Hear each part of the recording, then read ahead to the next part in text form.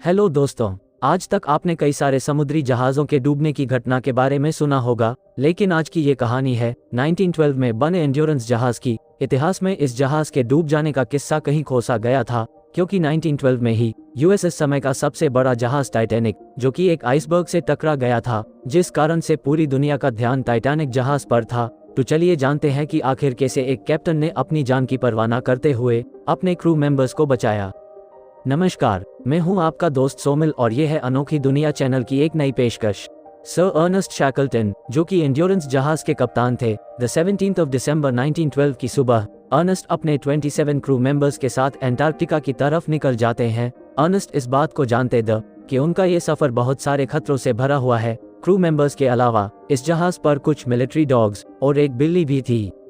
Endurance जहाज भी USS समय के और बाकी जहाज़ों के तरह से ही कोयले से चलने वाले स्टीम इंजन पर काम करता था। ये जहाज पूरी तरह से लकड़ी से बना हुआ था। इनका ये सफर एंटार्क्टिका कॉन्टिनेंट को एक्सप्लोर करने के लिए था, क्योंकि यूएसएस वक्त तक लोगों ने सिर्फ एंटार्क्टिका का नाम ही सुना था। अपने सफर के शुरू के दिनों में ये सब काफी तेजी से आगे बढ़ रहे थे, लेकिन जैसे जैसे ये एंटार्क्टिका के पास पहुंचते जा रहे थे, इनके आगे बढ़ने की रफ्तार बहुत धीमी होती जा रही थी। लेकिन फिर भी ये सभी आगे बढ़ते जा रहे थे। इनके पास खाने पीने का सामान पर्याप्त मात्रा में मौजूद था। ए फ्लैट दिन आया 24 जनवरी का। अब तक ये सभी अपने सफर में वेडल सी के बीच में पहुंच गए थे। यहाँ का तापमान -20 डिग्री सेल्सियस था, जिस कारण यहाँ इतनी ज्यादा सर्दी थी कि जहाज के आगे बढ़ते ही उसके पीछे बर्फ जमने लगती थी। और फिर एक दिन जहाज पर मौजूद सभी क्रू मेंबर्स अपने कामों में व्यस्त थे, तभी एक जोरदार झटका इनके जहाज में महसूस हुआ। कैप्टन अर्नेस्ट इस बात को समझ चुके थे कि इनका जहाज अब पूरी तरह से फंस चुका है। सिचुएशन को देखते हुए कैप्टन ने इमीडिएटली 5 क्रू मेंबर्स को एक छोटी बोट के सहारे मदद ढूंढने के लिए भेजे दिया।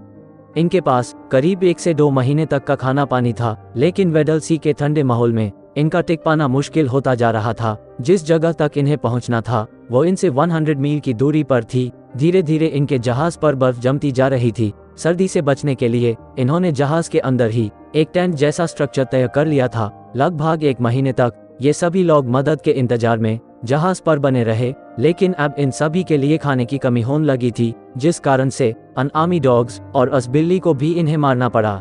मदद का इंतजार करते हुए इन्हें शिप पर ही 5 महीने बीत गए। आखिरी के 3 महीने इनके लिए सबसे JYAD कठिन था, क्योंकि इनके पास जो भी खाने पीने का सामान था वो खत्म हो चुका था। और करीब 3 महीनों तक ये सभी वेडल सी में रहने वाले जीव जंतु जैसे कि पेंगुइन्स और सील्स का शिकार करके अपना गुजारा करते रहे। जिन 5 लोगों को कैप्टन ने मदद ढूंढने के लिए भेजा था, उनमें से कोई भी वापस नहीं आया। अब सभी क्रू मेंबर्स का हौसला टूटने लगा था। तभी 9 अप्रैल की सुबह एक जहाज इनकी मदद के लिए वहां पहुंच गया। जहाज को देखकर इन सभी को इतनी खुशी हुई मानो कि रेगिस्तान में किसी को पानी मिल जाए। दरअसल वो 5 लोग जिन्हें कैप्टन ने मदद ढूंढने के लिए भेजा था, वो सभी मौसम खराब होने के कारण रास्ता भटक गए थे, लेकिन बाद में वो सभी सुरक्षित किनारे तक जा पहुंचे। अब कैप्टन के साथ 22 क्रू मेंबर्स को रेस्क्यू कर लिया जाता है। इस सफर ने सभी को बहुत कुछ सिखाया। कैप्टन अर्नेस्ट ने अपनी जान की परवाह न करते हुए पहले अपने क्रू मेंबर्स को बचाया। अब इन सभी को एलिफेंट आइलैंड तक पहुंचा दिया जाता है, जिसके बाद सर अर्नेस्ट शैकल्टन नॉर्वे वापस आ जाते हैं। अर्नेस्ट ने अपने कैप्टन होने का पूरा फर्ज निभाया। माना कि उनका एंटार्क्टिका को एक्सप्लोर करने का ये मिशन पूरा नहीं हो पाया, लेकिन वो तब भी खुश थे, क्योंकि उन्हें एक महान कैप्टन के रूप में जाना जाने लगा। सभी क्रू मेंबर्स को वेडल सी के ठंडे माहौल में 5 महीनों तक सही सलामत रखना एक बहुत बड़ी बात है।